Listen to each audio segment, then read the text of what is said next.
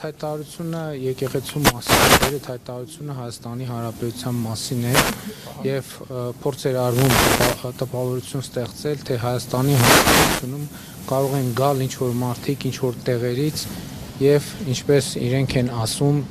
իրենց ձևերով ինչ-որ բան անել եւ Հայաստանի Հանրապետությունը ունի արձագանքի կոնկրետ լծակներ եւ ես չեմ հանդուրժի ընդհանրապես որևէ մեկի լեզուն պտտվի տենց բան ասի։ Ես ընդհանրապես խորհուրդ եմ տալիս, որ որևէ մեկի լեզուն չպտտվի տենց բան ասի, որովհետեւ գիտեք Հայաստանի Հանրապետությունը ժողովրդավարական երկիր է եւ Հայաստանի Հանրապետությունում յուրաքանչյուրը ունի կարծիք արտահայտելու հավաքներ անցկացնելու, քաղաքական եւ հանրային կյանքի մասնակցելու իրավունք, բայց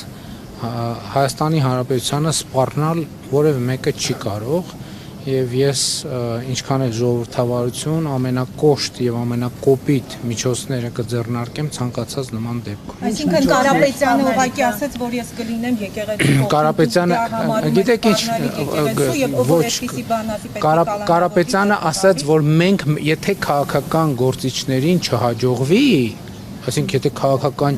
մենք մեր ձևերով կմասնակցենք կամ կմիջամտնենք եւ այլն եւ այդպես շարունակ։ Դա արժանացել է եւ արժանանալու է կոնկրետ համարժեք գնահատականի։ Ընդհանրապես ես ձեզ մի բան ասեմ, որ Հայաստանի Հանրապետության ժողովուրդն էլ իմիջայլոց մեզ մեղադրում է եւ մարզային այցերում էլ այդ մեղադրանքը հաճախ են նշում։ Մեր երկրում ցավոք շատերը կամ ոմանք ժողովրդավարությունը փորձում են նույնացնել թուլության հետ։ Ես ասում եմ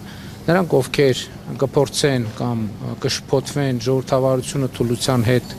շփոթել, պետության համը կմնա նրանց բերաններում։